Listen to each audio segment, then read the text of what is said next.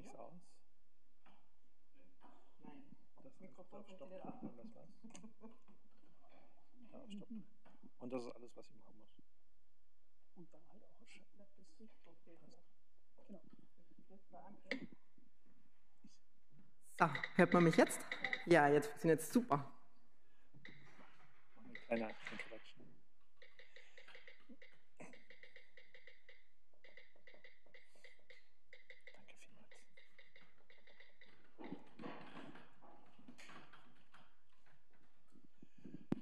Okay. Endlich, tut mir leid wegen den technischen Störungen. Finally, we can start. Welcome back. We have two amazing talks and two amazing researchers here today. We start with Hannah Metzler. She's working at the Complexity Science Hub. She did her, what I found really interesting, a conservatory on violoncello. Are you playing something tonight as well? No. Sorry, no time. Too bad. We started late. But when we have the exam, you'll be in the corner and just kidding. Playing music to relax students. Anyway, so in 2003 through 2007, you did that. And then you did a master's at the University of Vienna in psychology and a PhD in cognitive neuroscience at Sorbonne at the École Normale Supérieure. And then you came to Vienna, back to Vienna, right? So I'm really excited to have you here and to report on your results and work in digital humanism. The floor is yours. Thank you very much. Thank you. I'm really happy to present today the results of a project that we're doing actually together with Annie and some other people that you're going to see in the slides in a couple of minutes on the social and emotional dynamics around misinformation spreading on social media. But because this is the Digital Humanism lecture series, I want to start with some reflections around what digital humanism means in the context of social media. So at its core, for me, digital humanism means that we try to shape digital technologies in line with human values and needs. And in my research area, which I would say is psychology or maybe a bit more specific, computational social science, this revolves around designing and using social media in ways that foster well-being, both at the level of the individual person and at the level of society.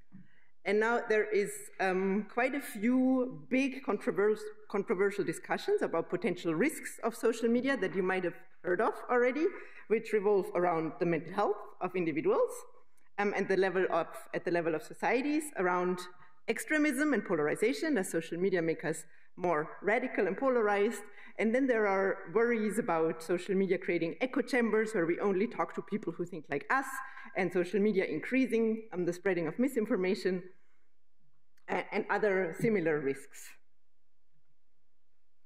Now, what the challenges are, of course, if we investigate such complex social issues, where there's many different factors that have an influence on how they evolve over time, is that all of us, for these kinds of topics like mental health and polarization and so on, we kind of have an intuition or an opinion about these topics.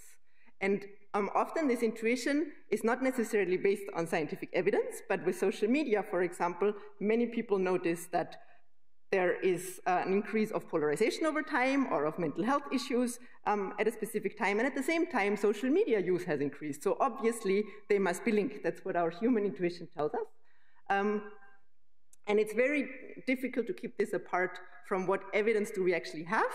And in addition, evidence is really hard to come by because these issues are really complicated. And it's also not so easy to get good data from social media companies. Now, what's of course then difficult to answer is often what's the root cause of these different societal issues, and also which solutions could best address the root causes and therefore most effectively solve the problem. And when we do research and when we try to solve these problems, of course, there's always the challenge that we need to collaborate with social media companies. And that there's always the issue of how transparent are they about their data, about the algorithms, about the platform design decisions they make, and how willing are they to cooperate with us, even if we found solutions using their data and we could actually identify the root cause of problems, would they be willing to do what we want them to do? So I think these are kind of the biggest challenge for digital humanism in this area. Now, of course, if you want to do research on these kinds of topics related to social media, there's a number of methods and skills that are different from the typical social science skills that you need.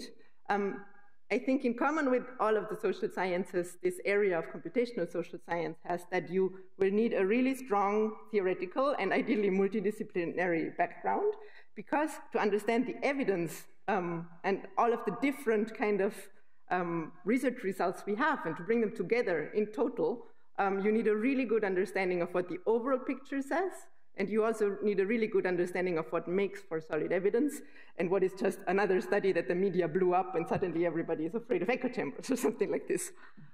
What this needs, I think, this theory aspect needs to go together with really strong statistics skills. When we work with social media data with real-world data, it's not experiments that are clean, like in the laboratory where we can manipulate one thing and then we see what happens. We can do that. Very often it's really hard to know what causally drives things that we just observe on social media.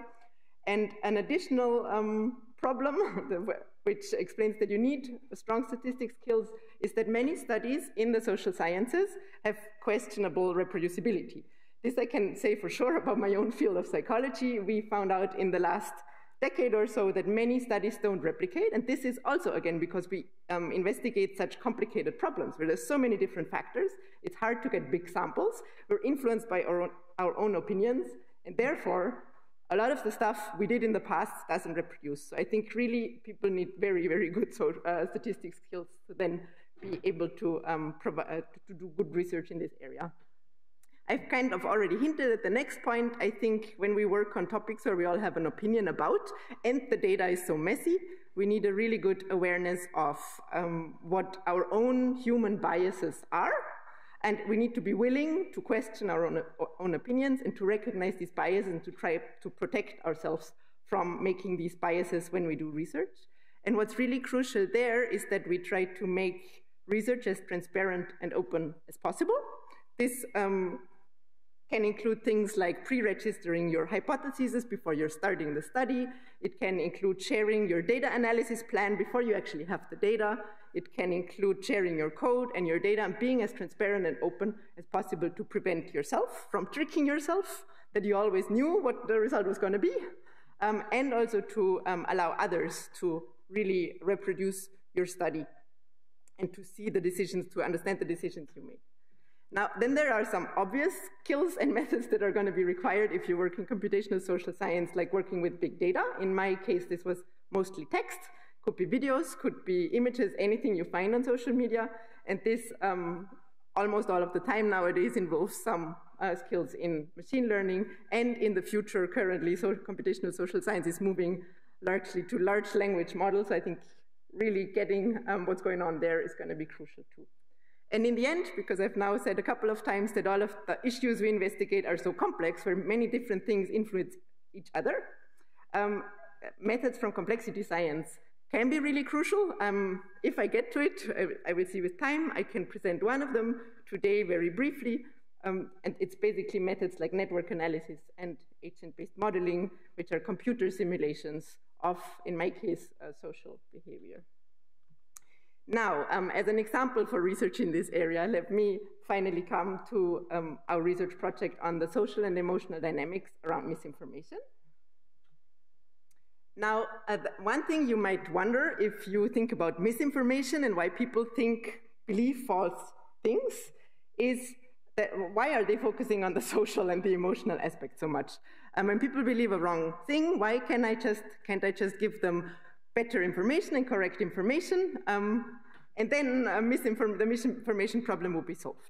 Now, at the time where we started our project, most of the existing interventions against misinformation spreading or belief in misinformation focused exactly on this. They focused on providing information and nudging people, like reminding people to look at the accuracy of things and of sources they looked at. Now, this works to some extent, but in our opinion, it doesn't fit the whole picture. And this is because what we believe is very often shaped by our social identity. And with social identity here, I mean the groups we identify with, the groups we feel like we're part of. A really good example for this could be the Green Party. If you are the kind of person who votes for the Green Party, you're most likely going to be pro-climate change actions. You're also probably going to be not such a big fan of capitalism. And I had another good example earlier that doesn't come to mind, but it's going to be clustered to a whole bunch of beliefs that are all really linked to what you identify with. The groups you want to identify with are probably not the people who are pro-capitalist, anti-migration, and anti-climate change mitigation. Whenever social groups meet each other and discuss beliefs that are as polarized as the examples I've given you, beliefs around climate change or migration and so on, this increases emotions, of course, in discussions. And emotions attract attention and increase sharing, not just on social media, in all kinds of media, and even offline. When something's emotional, we're more likely to share it. But on social media, this is definitely something that happens. And in summary, therefore, these group and emotion dynamics are really central on social media. Most people don't go on social media to check what the truth is about a specific topic or to get the exact news on a specific topic, but they kind of want to know what other people are currently discussing, what's going on. So there is many, many group and emotion things, social and emotion things going on social media that are at least as crucial as just the information or the accuracy aspect of news. And then, of course, last but not least, the social media algorithms that decide what we see, that influence what we see, they mirror all of these human patterns, the emotional and social patterns. And therefore, we thought it was really crucial to focus on these social aspects around misinformation spreading. Now, in our project, we have 3 different parts. I'm mostly going to talk about the 2 first ones. Maybe I get to the last one as well. We'll see. And the first part basically looks at observational data from social media, so the stuff that actually happened out there. And here we mostly focused on analyzing emotions. And the second part tried to design psychological interventions that take this social and emotional aspect of why we believe certain things into account. And here I'm going to show you one intervention that worked well, for which we have good data currently. And then finally, we used computer simulations, namely agent-based modeling, to get an idea of how these emotions and these interventions could play out in a real social media network where there's also algorithms that might be biased, for example, towards emotional information. Now, let me start with the observational part of our project, where we look at what happens on social media. So when we checked what happened on Twitter, and here we're looking at the years 2020 to 2022, therefore I'm also still calling this Twitter because it was at the time, we do indeed see a lot of emotions around news sharing on social media. So what Jula Lüring, who's actually doing her PhD on this topic, does here is she downloaded all posts that shared a news URL on Twitter, and the threads below these posts, so the discussions around these news posts that were shared. And then she used machine learning to classify the emotions that were expressed in the news post and in the discussion below. To measure news trustworthiness, so this is how we try to operationalize misinformation here, she used the NewsGuard database, which is a database of many, many different news sources, so the links of different news, that rates these different news sources on different criteria of journalistic, or its journalistic quality criteria. And like this, it gets to a score that expresses, on average, this news source's trustworthiness. And now if we compare the trustworthy sources, so these are sources with the higher scores, specifically above 60, we see that there is much more anger than all of the other emotions. Specifically around a little bit less, I would say, than 20% of the tweets in discussions below news posts contain anger. Now, when we look at untrustworthy news sources, this is even higher, maybe 20 to 30%, something there. And again, all of the other emotions are at a pretty low level, but maybe also a little bit higher. So overall, we do indeed see more anger around untrustworthy news sources on Twitter. When people discuss untrustworthy news, it's generally going to be discussions that are slightly more angry. Now, a big question Eula has been trying to answer is, what is the origin of these emotions around news in general, but also specifically untrustworthy news? Is there something special about untrustworthy news, or are people just emotional when they discuss political topics in the news? A first study we did tried to have a look at whether the emotions come more from the person. So I'm in a specific mood. Let's say it's the beginning of the COVID-19 pandemic. I'm anxious. I go on Twitter. I interact with news there. Is this going to determine the emotions that go on? So is it the person's mood, or is it more the news that are actually elicited by the news? Is it the emotions the news transmits? And so I want to show you this first study where we did an experiment in which we used COVID-19 news headlines. We used both real and fake COVID-19 headlines, and they actually were real headlines. They existed out there in the world. And we showed them to people in Austria in around the time, I think it was in November 2021, around the time where vaccines were being rolled out. And we compared these two things. Does a person's mood have an effect on how good they are at judging real and fake news and saying which ones are real or fake? Or is that not the case? And we found mostly no effect of mood. We did, however, find emotional responses to false news. And similar to the results from Twitter I've already shown to you, we found more anger for false news that you can see here on the slide in red, on the very left side. I think I don't have a pointer. And we also found slightly less positive emotions, which you can see on the very right of the figure over here. So we found slightly less positive emotions for the false news. So this overall showed that the person's own emotions might not be so important, while, thank you, this is probably going to be useful. Wait, all good. Yeah. Yes, this works now, cool.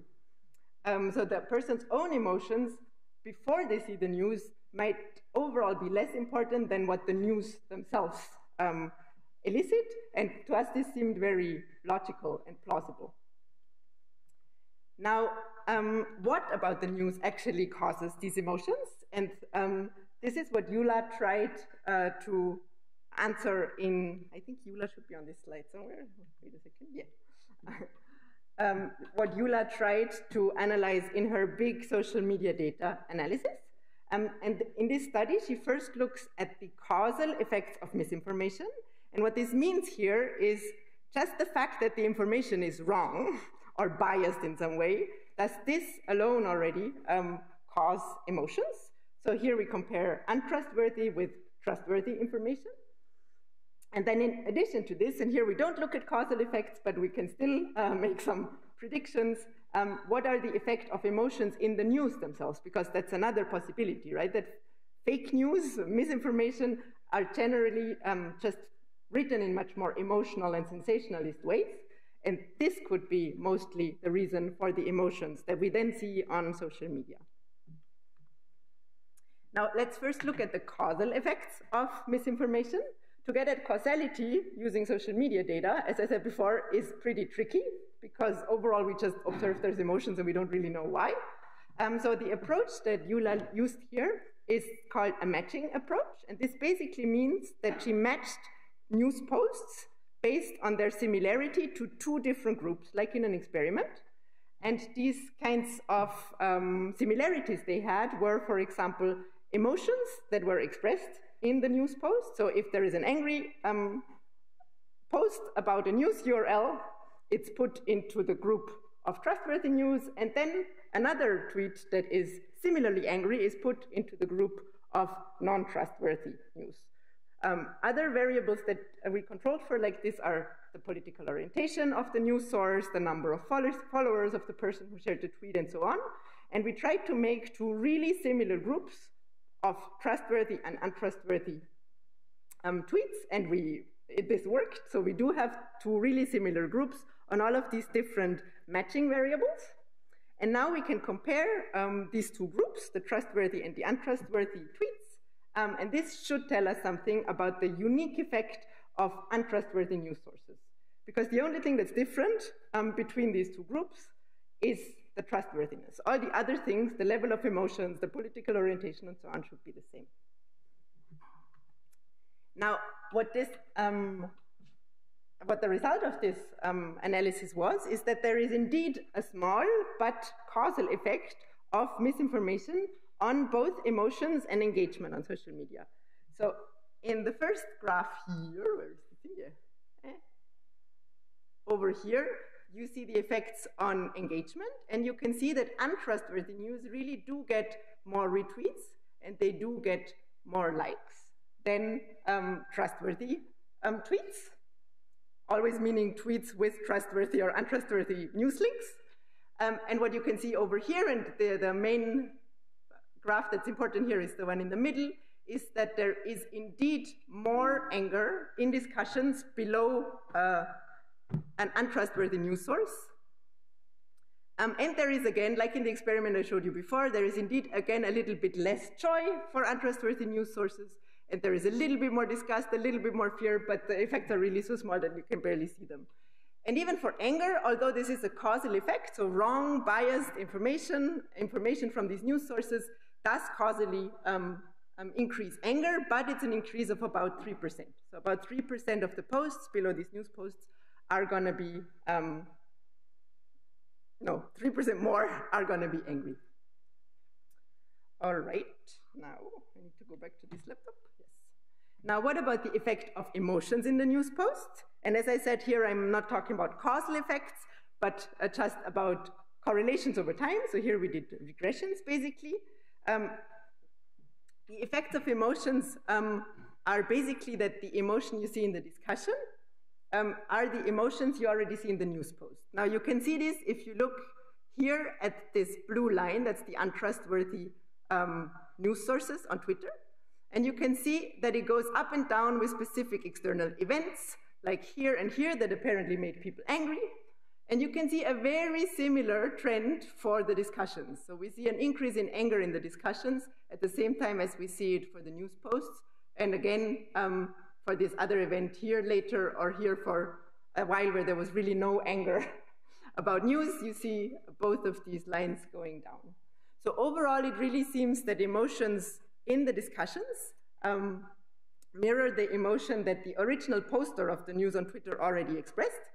And we also really find this when we analyze this, that the strongest predictor of anger in discussions on Twitter is really anger already present in the news post. We see the same pattern for all other emotions, it's just that there it's much smaller because anger really shows the biggest effects. Now, what this shows overall is emotions in discussions really largely reflect the emotions in the initial post, while the trustworthiness itself has a causal effect, but it's pretty small compared to these emotion effects. And overall, I think it shows very clearly there is more anger in the context of misinformation. Now, a question that we cannot answer with this study yet, we might get there, but that a previous study of ours gives some hints about, is why are people angry? Does anger make people easier to manipulate than they believe all of these things in the news? And for this, I want to go back to the study with the COVID-19 news headlines I already showed you before.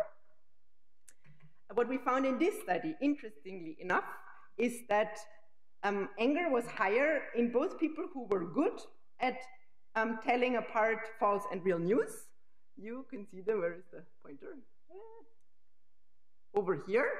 So high discernment means people are good at telling apart real from false news.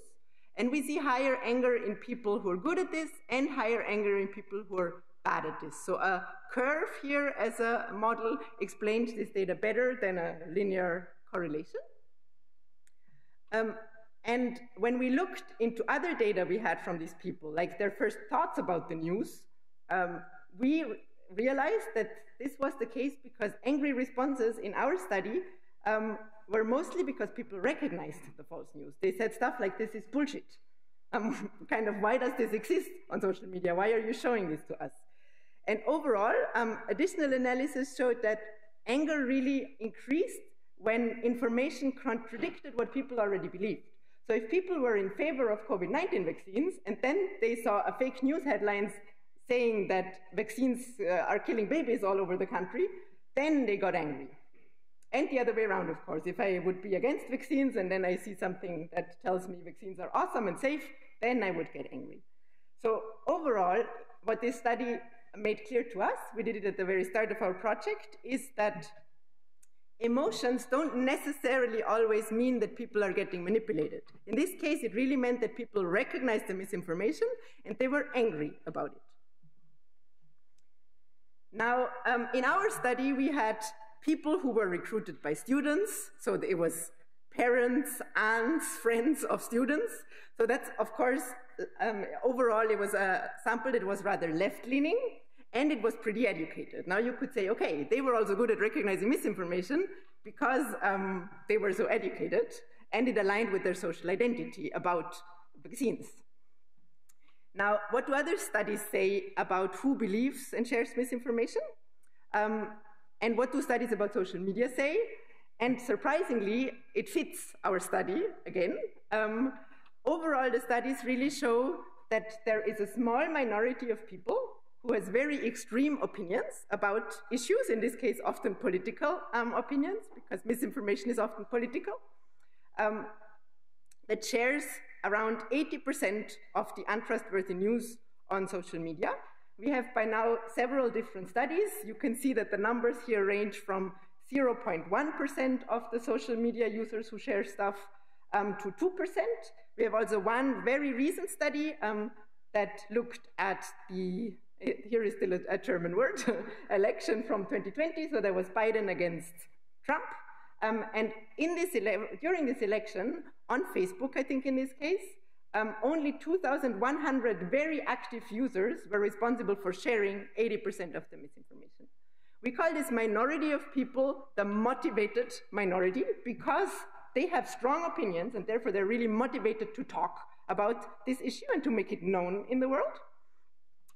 We don't know so much about who these people really are on social media. There's only one study so far, and you can see overall roughly the demographics of this crowd of these 2,000 super sharers, more Republicans in general, more women in some studies, more men in some others. It's a rather slightly older population, and it's mostly white people. So this kind of fits what we found, that most people don't just fall for misinformation, don't believe it. So most people get angry about misinformation because it's not what they believe. Now, if there's so few people who actively share and read this stuff on social media, wait, I think I'm missing a slide here. Nah, it's just not there.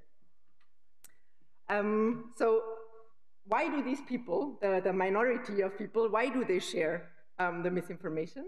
By and large, the image that's become clearer for us from all the literature we've reading, this is not specifically our project, is that it's because people lose trust in institutions. From politics to media, to schools, to medicine, to the economy, they lose trust that they are well represented in our society politically, that they can change things, and they're really frustrated with real-world societal problems.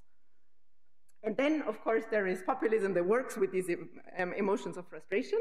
But this is kind of the basics of why people start interacting actively with misinformation. There are studies that confirm this, that show that in countries where there's more corruption, people lose trust in institutions more, and then there's also more belief in conspiracy theories. And overall, what we also see is that the polarization of the elites themselves, so of the politicians, plays a really big role, because they, of course, they work with the frustration of certain minorities, and this really helps them to spread misinformation. So there are studies showing that the misinformation that's shared by politicians reaches a much larger audience than other sharers of misinformation. Now, maybe this is where I get to the slide I wanted to show you earlier. Yes, if there's few people sharing the misinformation, how much misinformation is there actually overall? And now here, of course, the definition of what's misinformation really matters. Is it just clearly false news that are fake? Or is it just untrustworthy information that might also be biased in some other ways? It's just selective, it leaves out certain aspects of the truth and therefore biases your perception. And this is what we're doing in our research and also the results I'm showing you here. we're talking about news that come from untrustworthy news outlets. And several studies by now show that overall, it's a relatively small part of the news diet on social media. So different studies, and these are from the years 2016 to 2019, give estimates from 1 to 6% of the news comes from untrustworthy sources. We find a very similar result in our studies.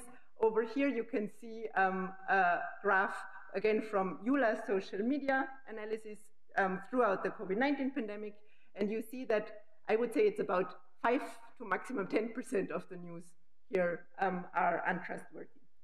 And we have a similar finding from another study that's by Apeksha, the second PhD student in our project, that focuses on the news that are posted by US politicians on Twitter for a really long time period.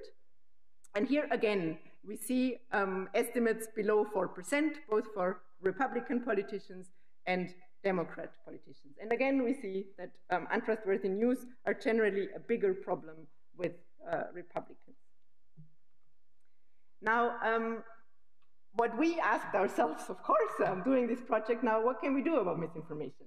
If people don't all just believe any information you show to them, but they really check whether this fits their current social identity, their current beliefs, does this fit what I believe about vaccines? If not, I get angry. Otherwise, I might just accept it, but people don't just change their belief when we show them misinformation, because their beliefs are so social. They're part of everything they are. So what can we do with interventions? We can't just find a neat little psychological intervention that suddenly changes people's whole social environment. And in addition, the people we would really want to reach with our interventions are the motivated minorities. So it's the people with the really strong extreme opinion who are the least likely to actually listen to us when we try them to focus on their anger and maybe take a breath before they share a piece of misinformation on social media. So they're really hard to reach because they're not the kind of people who want to do something like this. And also they're hard to convince because they have really strong opinions. So what we tried to do, and this is the work of Apeksha Shetty, we tried to focus with the psychological interventions more on something that we consider prevention. So we wanted to focus on less polarized beliefs and on less polarized groups. Here, an example for a less polarized belief that we used is we focused on beliefs around alternative medicine rather than beliefs about vaccines, because there's a lot more people who actually believe in alternative medicine, although there's not much good evidence for it. But these beliefs are much less politically polarized. And in the second step, Apeksha also is currently still testing the potential of algorithmic interventions. And here she targets specifically misinformation by politicians in a social network. So this is the part that is this computer simulation, the agent-based modeling that I already mentioned earlier. Now, I want to show you an example for an psychological intervention that tries to change attitudes about alternative medicine by associating this, these beliefs about alternative medicine with people's social identity. So the groups they identify with or they don't identify with. So here we focus on a misinformed belief or a misperception around alternative medicine, and we link it to a social identity people don't like all that much. That we call it incongruent, so something they don't want to identify with. And we chose alternative medicine here because it really has a long history of being promoted by right-wing extremist groups. So it has a kind of Nazi history, and even today still, we didn't know this before the project ourselves, even today still right-wing groups are trying to promote alternative medicine as a kind of way to get people to read their sources, to listen to them. They use people's worries about health to try to get them involved then also with other content. And so this is really what the intervention does. Kind of what I just told you is something we tell in a bit more detail to participants. We give them historical information about the links between alternative medicine and the Nazis, and we give them information from today as well. And we show them as an example for this actually happening in the real world. We show them 2 example news articles that come from a news source that is pretty right-wing overall, and there is a right-wing article there, but it also shares some harmless-seeming posts about homeopathy. Now, the good news is this works. Here you see the effect of this intervention in the experimental versus the control group. We ran a large pre-registered study after running pilot studies where we compare how people feel about alternative medicine both before and after the intervention.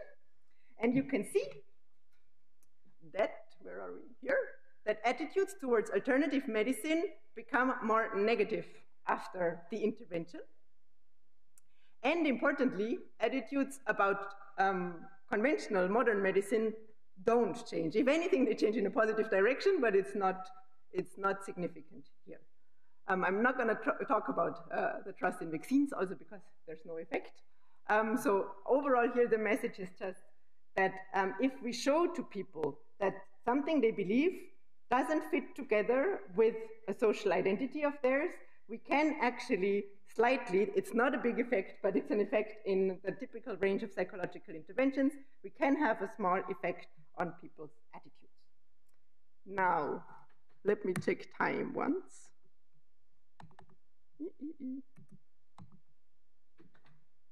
Okay, I'll try to keep it short to catch up a little bit.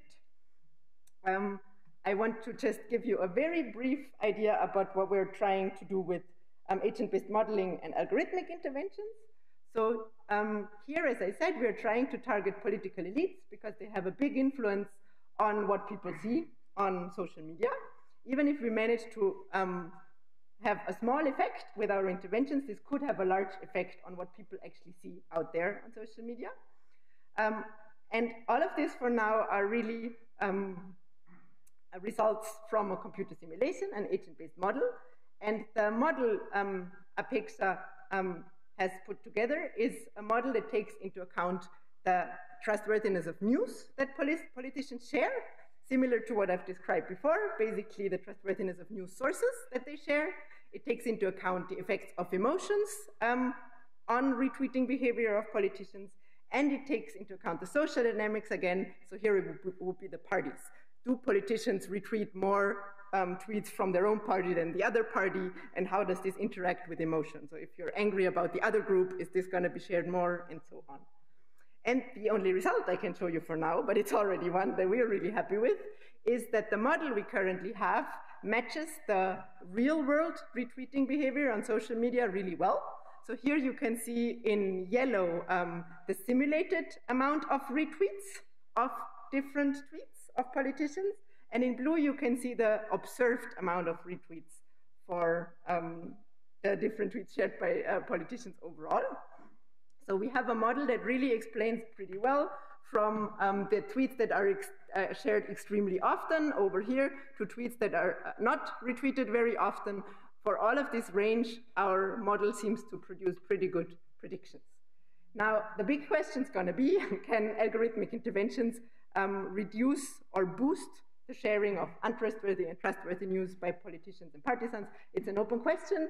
We don't have big expectations because there's big studies out there showing that turning off an algorithm for 3 months doesn't do much to people's feelings of polarization and people's consumption for misinformation, but there could be small effects, and maybe if we put together all these different small effects, we could have an effect overall.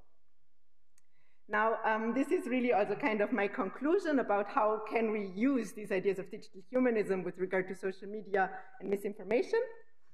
I think the results we see and the field in general produces only suggest that small effects are possible, both with psychological interventions that we use more as prevention, maybe with algorithmic interventions.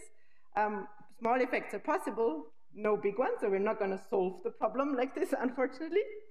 And with regard to algorithmic interventions, there are some out there that have already been shown to work. And it's, for example, stuff like boosting trustworthy sources, a very obvious one, an algorithm that boosts trustworthy sources.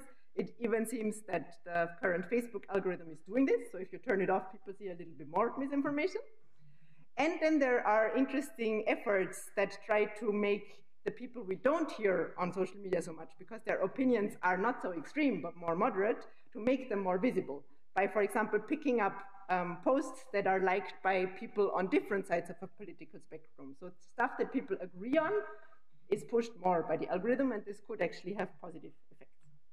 Now, there are also really interesting ideas about how we could differently design social media that are really meant for nuanced political discussion and not like the current platforms we have mostly for entertainment, but I don't have time to go into this. I just wanted to mention it.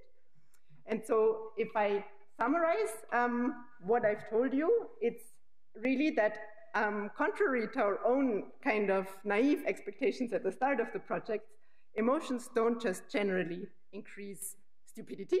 People don't just start believing everything. They're not angry necessarily only because they believe misinformation, but because it doesn't fit what they already believe.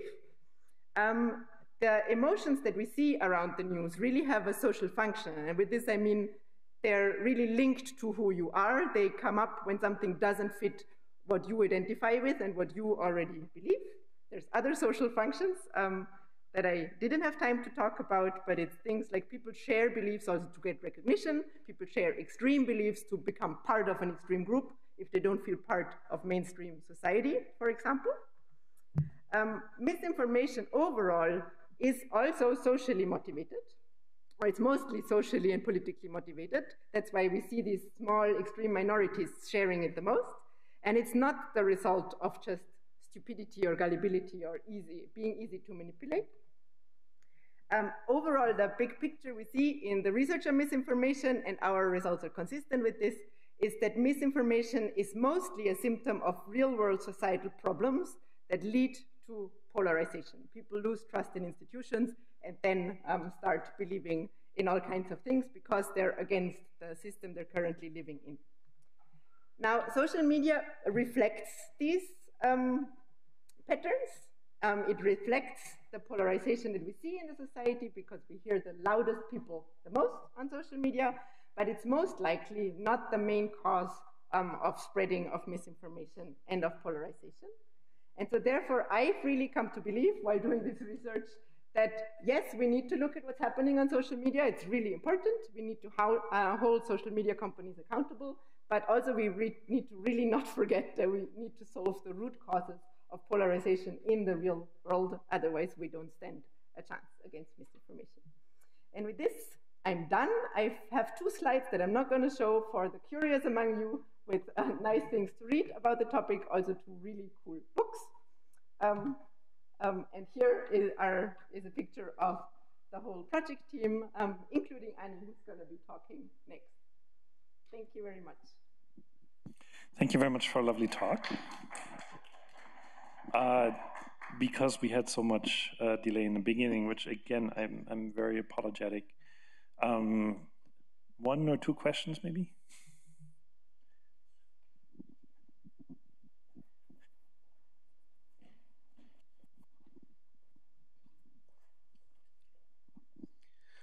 So, thank you for the interesting talk. I have one basic question. How do you define misinformation with regard to epistemological problems with this term? And probably you could exemplify it by the false corona news to have an imagination what you mean. Thank you. It's always a really crucial question when we talk about misinformation. It really depends, of course, what somebody considers as false. It depends on their own beliefs. What we try to do here is we really try to measure something on social media where we can't look at every piece and who shares it. We do it at the really large scale. And this is the approach regarding untrustworthy and trustworthy news. So that's really our working definition of misinformation. We look at overall how trustworthy is information posted by this news source, and the trustworthiness is not rated by us, but by experts who rate the news sources on trustworthiness, on different journalistic quality criteria. And these are things like, is the news source open about who publishes this? Do they have mechanism to check errors in their reporting and so on? So it's very basic criteria. It's not, is this true or false and what do we think? It's just overall how trustworthy is the news source? How accountable are they for what they're posting? And this is averaged to a score that is then overall on average approximating the trustworthiness of the news source. So I think somebody who works more specifically on what is misinformation could give you a better answer. This is really just the working definition that we had, because it's a really complicated question. There is no agreement also in the literature on what actually is misinformation. One last question.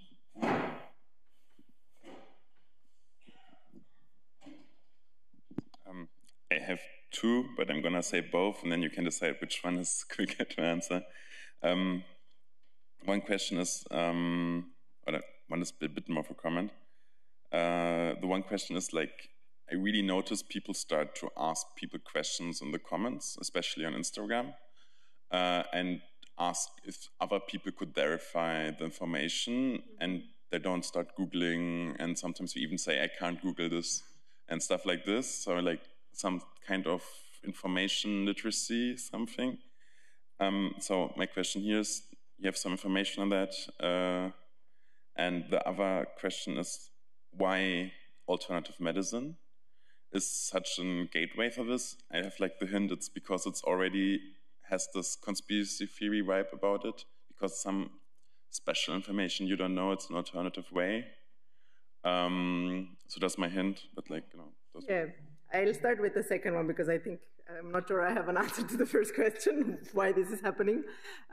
Regarding alternative medicine, we had two main reasons. One I already mentioned. It's a less polarized topic than vaccines or Trump's election or whatever, and it's widespread in the German-speaking context, and this is what we investigated. So there are actually, if we do an experiment, there are enough people who actually believe in this, so we can test if our interventions work. And also, there's a lot of blaming going on in this research on misinformation of the Republicans and the right wing, and they're posting bullshit, and so we wanted to specifically look for a topic where we knew there were also people on the left of the political spectrum believing in this kind of thing. So these were our reasons for alternative medicine, and I think then the last one that was kind of practical is it has a very clear right-wing history, with the Nazis really being for alternative rather than modern medicine and being against vaccines and so on. And we know it's a gateway to believe more tragical stuff about vaccines and so on. And so overall, it was just a good example case. I think you could do this with other things. Why people are, I don't think people overall are losing their digital literacy skills. I think people are lazy, and social media is not about the truth, but it's about discussing and telling other people they're wrong and just, have you checked or something? But that's a personal guess. I don't really know. Okay, yeah. Thank you. Thank you for the talk. Yes, let's thank we need to one more time. Starting Thanks. Late and then taking a bit long. And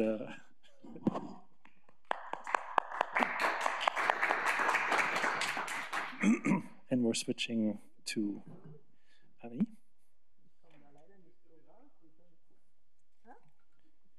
Ja, aber ich habe da den selben. I don't manage to get out of here, like I usually do. Vielleicht kannst du so. Nee, wie geht man auf andere Tabs? Yes. Okay. Okay. While we're setting up, I'd like to introduce Annie Walther, also a professor of computational communication science at the University of Vienna. She did her master's at the University of Hohenheim in 2005. In 2011, her PhD in Berlin, Freie University, Free University. Between 2017 and 2020, she was assistant professor at the University of Münster before she joined the University of Vienna as a full professor in 2020. She did a number of visits. I can't talk. And I don't have time anyway. The floor is yours. Okay. Thank you for the introduction. I'm speaking about social media platforms, so we continue with the social media topic and emergent communication patterns. And I will go a bit more into complex systems approaches and agent-based modeling. So this nicely follows up on Hannah's talk. first of all, this is what I promised, I think, and what you might have seen on the website. So these are the questions I want to deal with in this talk. How do platform architectures and users interact to create complex emergent macrophenomena? And I will first start by explaining what I mean with emergent macrophenomena in this context, and then how we can study such processes actually and patterns using methods of computational social science. And then finally, and I think I will leave this up for discussion, how can results of such research inform platform governance? Can we draw any conclusions so far? And I have to admit that when I made the announcement for this talk, I was much more optimistic about the actual recommendations that we would be able to give than I am today. But let's first talk about the research and the results. So one of the major questions of my research that I'm dealing with for a long time is actually how macrophenomena emerge in digital public spheres and how we can study them and also explain them. What do I mean by macrophenomena? Think, for example, of viral memes, jokes that spread quickly on social media. Everyone has a good laugh and is talking about them for some time. Or waves of solidarity that can emerge. So this picture is taken from the streets after Taylor Swift had to cancel her concert in Vienna this summer, and the fans took to the streets and were sad together and sang songs, and this got really big also on social media as a wave of solidarity in the face of the threat of a terror attack to the concert. More in general, we can observe hashtag movements quickly rising. Think of Me Too or Fridays for Future or other examples. Firestorms, so now we are getting more to the maybe problematic examples that we can also think of. So, of course, social media also invite very active, heavy users to share their hatred and often quickly, firestorms can emerge where people get ridiculed. For example, also in the summer, the Australian breakdancer Reagan experienced such a shitstorm, we also say in German, where her breakdance got under attack. Then, of course, you have certainly heard about cancel culture and events where institutions and individuals, for example, R. Kelly, become persona non grata for reasons, and to the extent that, for example, their music isn't played anymore, or that even children in school or young people in school get cancelled because they would still listen, for example, to a song of R. Kelly. So these are also dynamics that we can observe. And then, of course, waves of outrage, which might even lead to actual protests and riots in the real world. The example I took here is January 6th, after Trump lost the last election. So we don't see anything like that right now, but yeah, you know why probably. So when scholars have been thinking and theorizing about public spheres in the digital age, here I took some screenshots of the books that are on my shelf, and these are only really some. When scholars think about how we publicly communicate, how public discourses unfold in the digital age, they often use words and terms like connections or networks. You often see that they somehow describe dynamics that are really powerful, but we don't fully understand, that can be unpredictable. So, for example, my colleague Bernhard Pörksen wrote this book about Der entfesselte Skandal, so the uncontrolled or unleashed scandal, for example, that can emerge on social media. So networks dynamics are core. Also, we experience that spheres get blurred, so the private sphere and the public sphere, it's not so clear anymore where the distinction is, but topics or statements from people uttered in a rather private setting can quickly scale up and get distributed and spread in the larger social and public sphere. One example, of course, are the famous chat protocols of the ÖVP in Austria.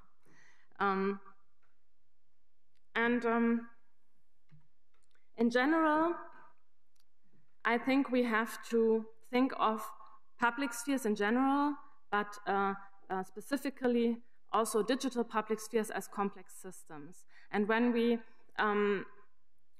look at complex systems in different disciplines, so this is really an approach that is very interdisciplinary and looks for patterns that are similar across different types of systems, social systems, biological systems, and so forth, a couple of characteristics always come up that we can define complex systems with. So one is networks, so that we have interconnected elements that are often heterogeneous, so they are not all the same, but they differ according to specific attributes. And this is the case, of course, also if we think of social media users, social media accounts on platforms. We have different types of accounts, individual, collective, different types of actors, journalists, activists, ordinary users, for example, and they are interconnected through sharing networks, interaction networks, following networks. A myriad of different relationships.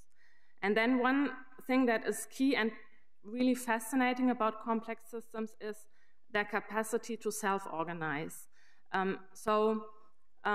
We see patterns emerging and behavior spreading across systems without any top-down planner telling people what to do, but people observe others and then adapt their behavior to it. Due to this, some dynamics can emerge that are highly nonlinear, so that means that an abrupt, sudden uprise of an issue can happen, like hypes get born. They are emergent because they don't exist because someone says, we create this hype now and we create this viral campaign. I mean, often people try to, but it's still not fully understood and not predictable when it actually happens. That we can experience these powerful dynamics.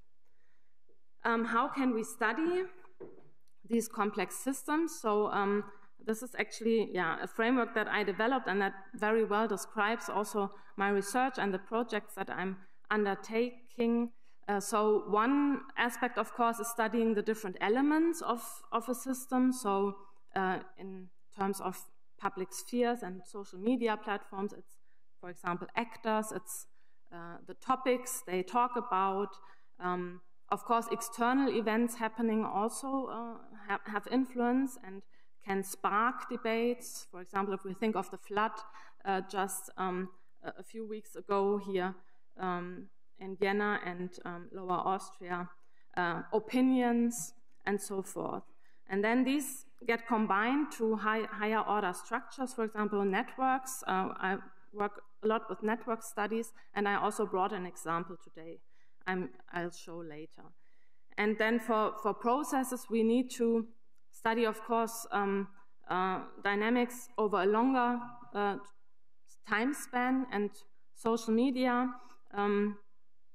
at least, yeah, up to last year, we had pretty good access to social media posts on Twitter and also Facebook, Instagram, that would allow for fine-grained longitudinal analysis, such as Hannah has shown, for example, on Twitter. And we can, of course, combine this complement this with simulated data that we can gain from computer simulations. And these types of methods are, of course, important and needed if we want to study processes such as how do hypes emerge, or waves of protests, or how do opinions change over time.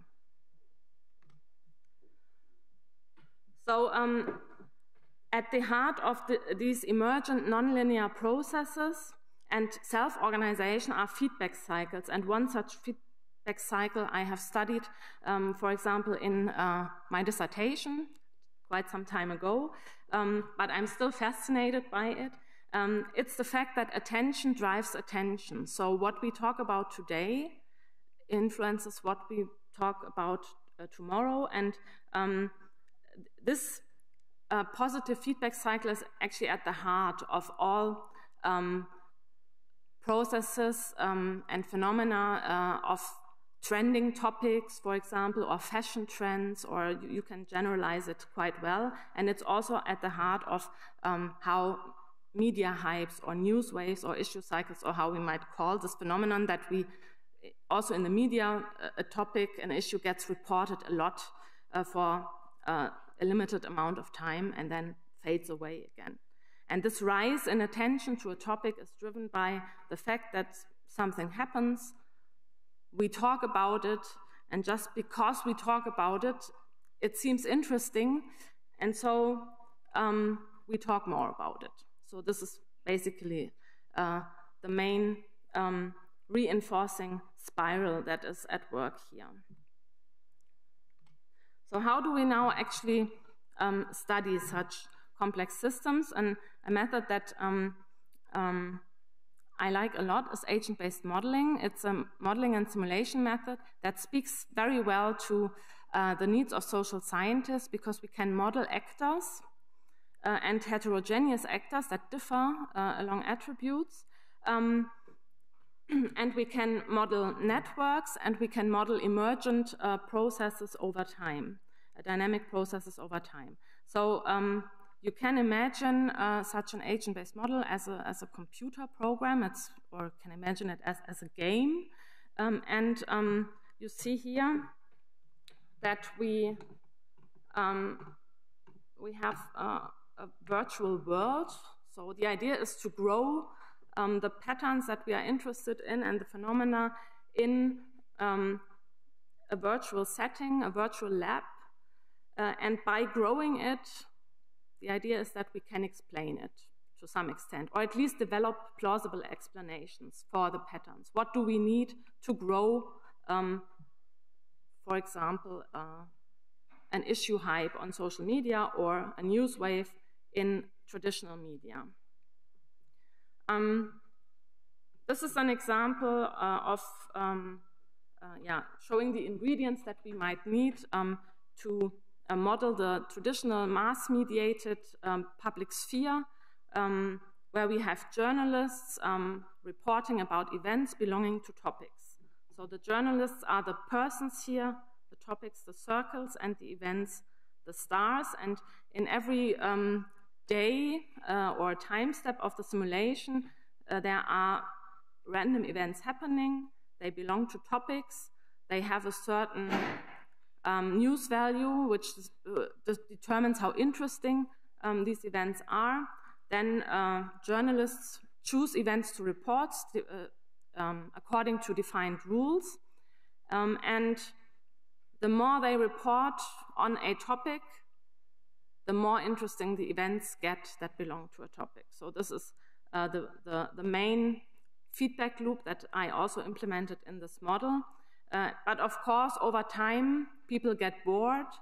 So then also the news value has to pass an ever-growing attention threshold of the journalists. The nice thing is that in such models we can play around with parameters, so we can adjust settings, we can introduce other types of actors, or manipulate the speed with which the agents can move around in this abstract topic space, or the attention thresholds they have, and so forth. And with this, we can then create simulation experiments and find out what are the conditions actually that lead to an outcome of interest. So, and for, to create typical issue cycles that have also been found and studied empirically in media coverage, we actually need these journalists that observe also what the other journalists are reporting, and random events happening with the topics, and then increasing attention thresholds of the journalists over time. And these are the main ingredients with which we can create such issue cycles over time.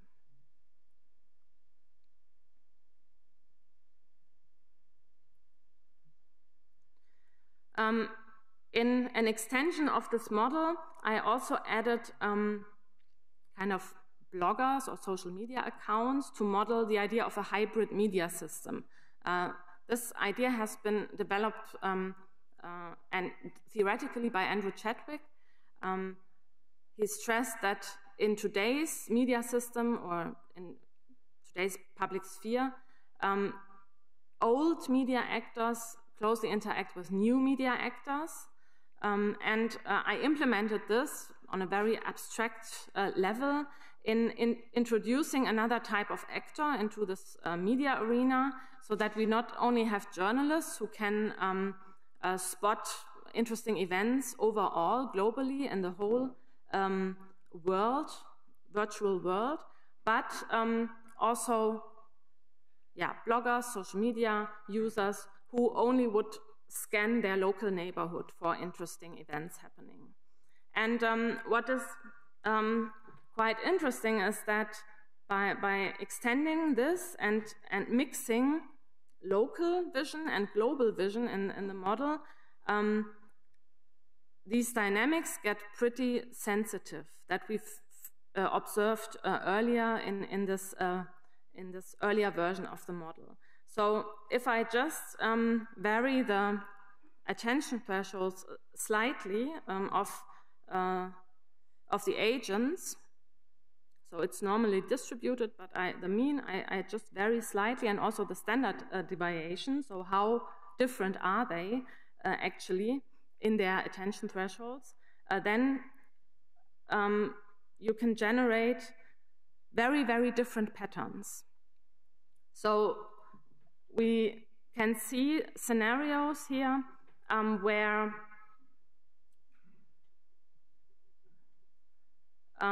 we do not observe any shared issue attention cycle anymore, so no media hypes emerge.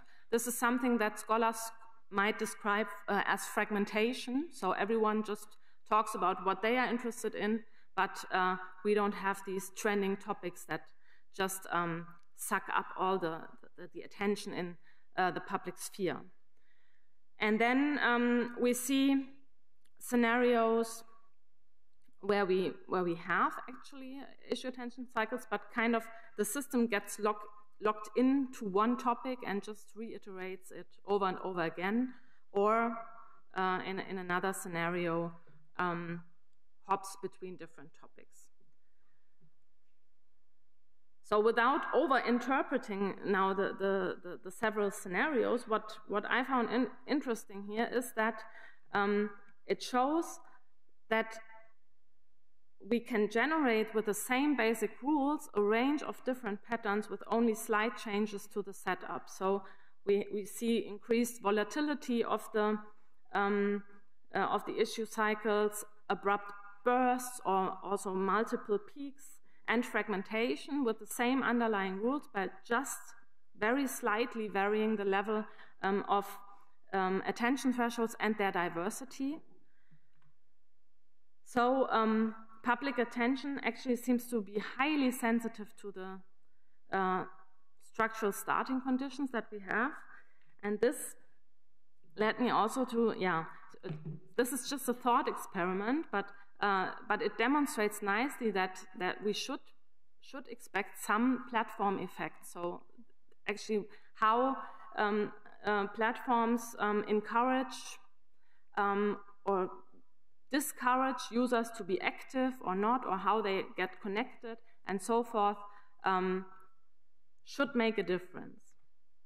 And we have one like real-world example or big experiment that Elon Musk did with when he acquired Twitter, and he quickly introduced some changes to the platform. For example, that verified accounts are not really verified anymore, but you can pay for getting the respective icon. Or he fired people who would do some basic moderation and take care of hate, hate speech and misinformation not getting too big and not getting boosted too much. And then there was one more point I wanted to point out.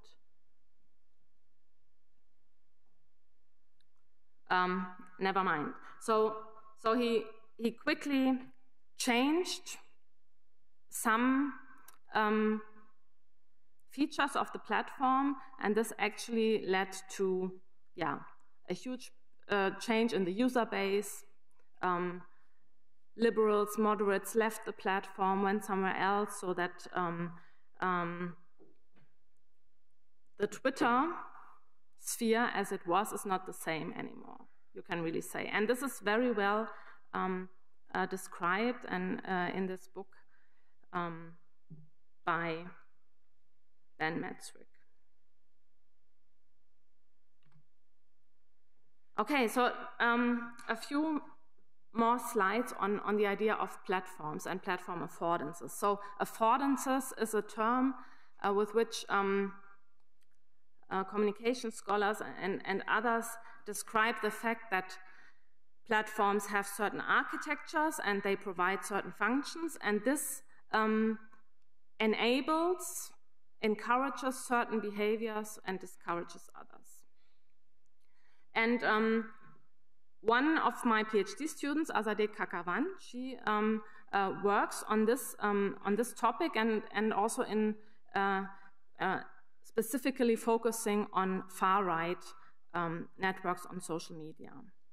And she did a very broad and interesting systematic literature review where she studied she collected all the studies about far-right networks on different platforms. Of course, found that some platforms are much more researched than others. And she also sorted out different taxonomies that are out there already about platform affordances, and distilled these 6 main affordances that social media researchers have identified. Replicability, this is the ability to reshare content. Connectivity, building user networks. Scalability, so this builds on connectivity. This means that a discussion can quickly grow from just involving few users to many users all over the world. Identifiability would mean that I can be identified as a person with my account, but also topics, for example, get marked with the hashtags and so forth. This enables searchability so that I can find interesting information, posts related to a topic, to an event, or find specific persons on social media. Persistence is another important platform affordance. So what is out there once will probably be out there forever, or as long as the internet is there. So even if platforms sell that your posts might be gone after 24 hours, like in stories on Instagram or on Snapchat, people can always screenshot and then put it somewhere else. And there are, of course, also cross-platform spillovers that we can observe. So Azadeh built on this this body of research, and did her own study. And we worked together with Nicola Righetti, who is now assistant professor at Urbino in Italy. But he was part of our team until last year. And yeah, the basic question is, how do far-right actors connect on social media, and how do they do on several platforms? And we compared Twitter, Telegram, YouTube, Instagram, and Facebook. And she collected really a lot of data. She started out with more or less the same 30 to 40 source actors on each platform, and then collected snowball networks, so went from neighbors in the network, then to the next neighbor, to the next, and then collecting all the links, linking back to actors already in the networks. But of course, these different platforms, they have very different functions of which type of connectivity they actually enable. So for example, on Instagram, how could we represent networks there? She focused on public accounns and mentions and posts. So whenever someone mentions under a post another user, she traced this. And this network is the smallest of the ones we connected. And it's interesting because it's really a kind of mainstreaming network. So it's the social media platform where far-right actors connect most to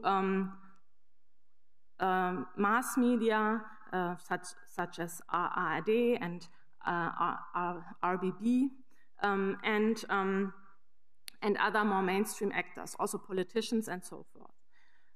It's highly modular, so we find these different communities, but they are interconnected, and it's also highly reciprocal, so that if one mentions another, probably this person also mentions you, and also clustered so that we have closed triangles. Then YouTube, of course, is a completely different world. We have public channels we focus on here, and then there she collected recommendations of channel owners to other channels. And actually we thought that this is a really, if you think of shares or retweets, I mean, this is a really different type of connection and relationship, and actually we didn't expect it to be so big. So that actually this is used a lot, that channel owners of far-right channels connect to other channels. And here we see a different kind of mainstreaming, I would call it. So we see different life world communities such as yoga, knitting, and so forth, connecting with highly visible influencers of the far right, like Attila Hildmann.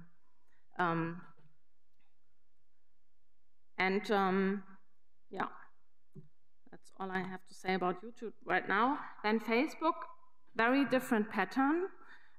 Here we use the CrowdTangle API, which also got closed recently. So this type of research right now is not possible, I have to stress.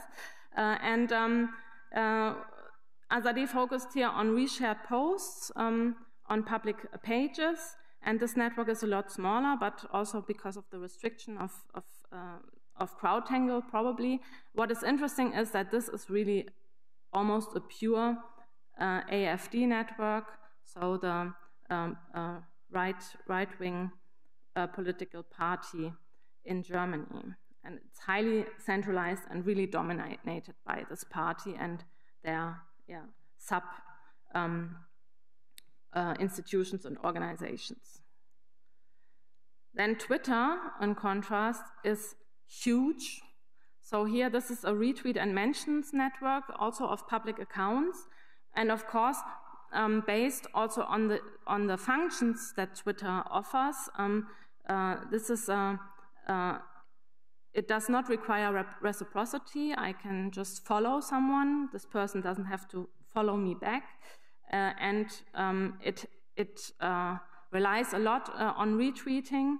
So we see almost no reciprocity. It's one-way communication, and also quite pronounced communities.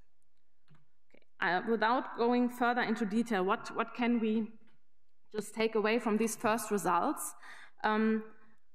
We see that really these far-right networks, they differ a lot from platform to platform. Not only the overall network structures that we find, but also the key actors that play a major role, even by having the same seeds. So the platform affordances really play a role.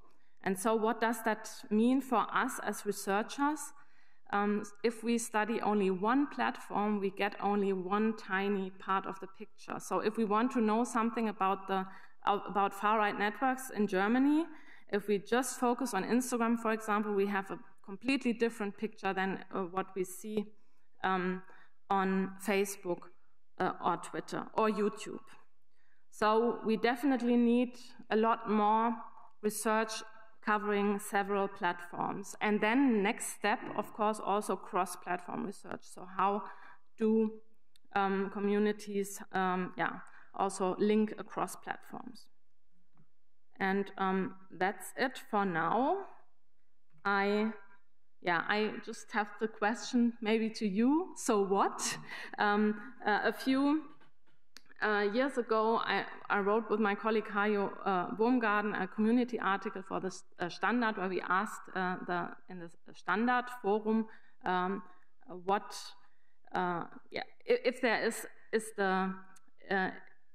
the ideal social media platform, and what would be the major architectures or functions, or what should they afford? The question is there the one best platform, or should it be, like you also said, for different purposes? We need different platforms, and then also we need maybe policies also need to take into account these differences. So these are some questions that I would raise also for the Q&A.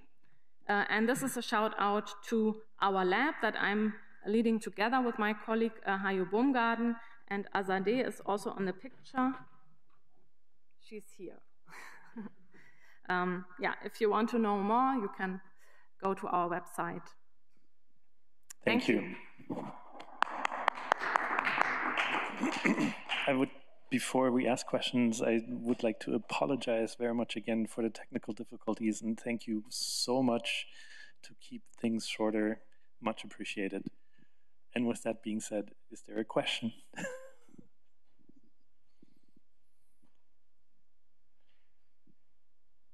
No? Of course.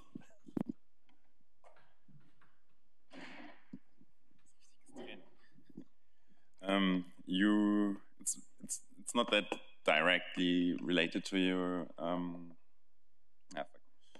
content. You referenced a book about control, the loss of control in the digital age, and I feel like there was never any control in the internet to begin with, because like I grew up in the early versions of the internet, like early 2000s, and this was just chaos. Right now it's way more control, way more regulated, and comment sections are completely different to what are there now. And like the only spaces where less control is are still in some gaming communities. So I was interested what like this book is saying about the control aspect. Yeah, I mean, it's definitely a good point. It's always a question of what is the reference point? And Bernhard Perksen, I think der entfesselte Skandal, das Ende der Kontrolle. So he's older than me, I think. So he probably compared it to to a time when there was more order in the public sphere. So you had expert journalists choosing content, and so we had less issue with misinformation, false information. Of course, there was also false information around back then, and also propaganda and manipulation are old phenomena. But there are some structural changes that are truly different in the age of the internet. So this really revolutionized it. It first decentralized a lot of the communication, but it then quickly re-centralized to new hierarchies within the net.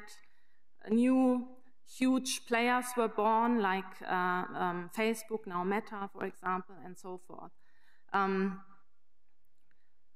So the time that you're referring to in the beginning of the 2000s, also when social media started, was really, I think, the time when it was most decentralized, and also the time where people put most hope and enthusiasm into the democratization of the public sphere, participation. I mean, the Arab Spring happened then, but then, yeah, it grew. Problems grew. And now I think the last years were mostly under the headings of dark participation, misinformation, the resurgence of propaganda and so forth. So it's also a development or a trend of how we see and interpret our imagination of the internet and public spheres. But it might never have been. I mean, these hype processes we also have seen already in the traditional mass media, this herd behavior of journalism and so forth. So not entirely new phenomena. And on that dark note, I would like to thank both speakers again. Thank you very much.